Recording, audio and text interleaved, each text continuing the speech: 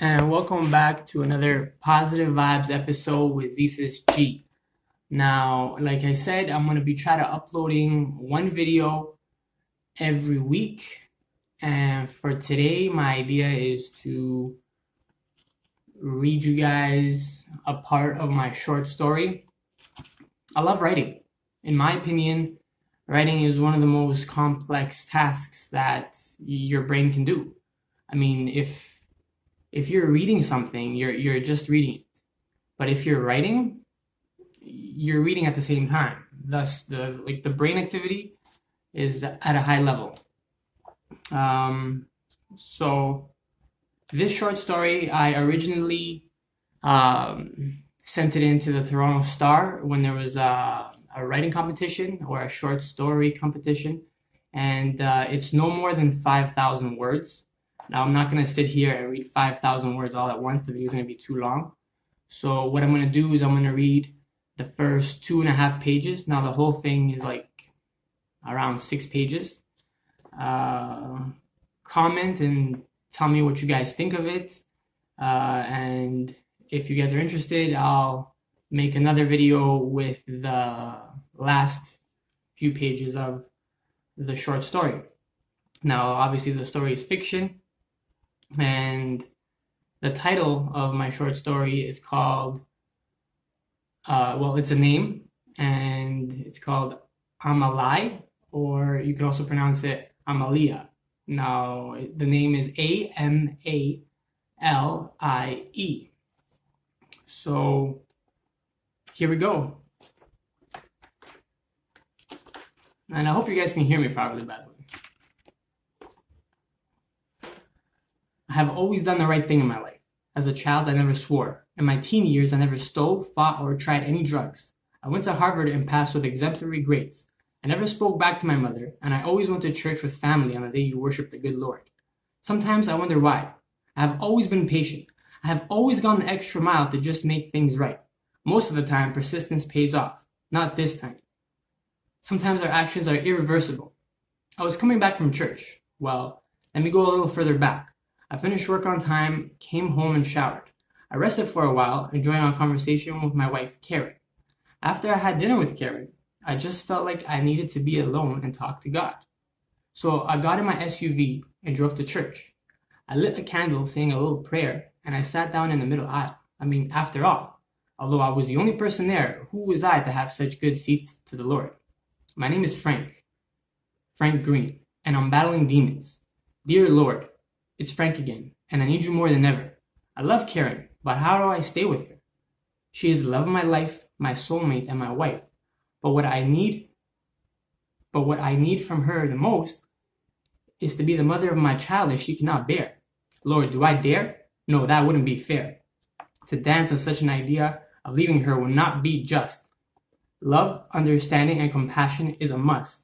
Lord, I think I'm rhyming. Please forgive me for the bad timing.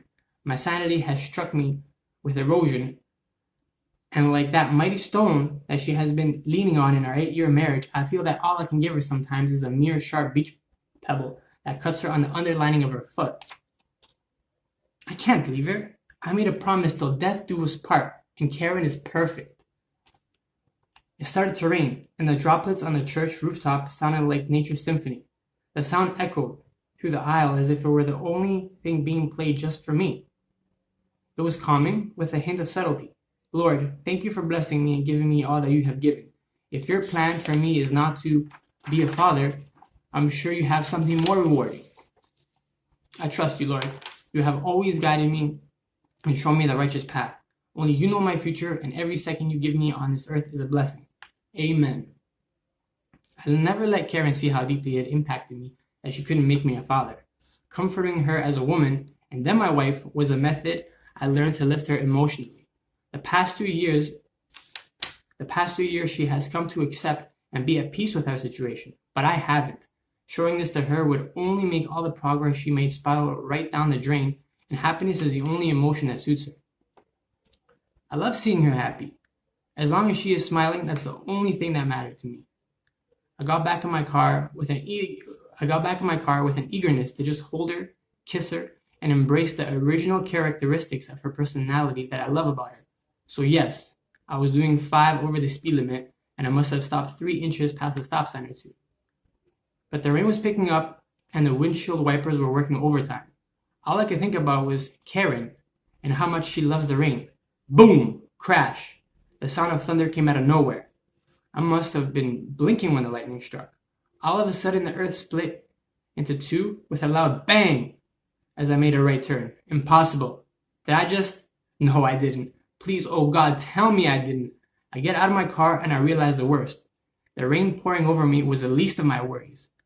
But I couldn't believe it with my own 2 eyes. I struck a pedestrian while I was trying to cross. Should I stay? Should I leave? These thoughts were flooding my brain like the small pool of blood forming from the pedestrian. All my life's work was at stake.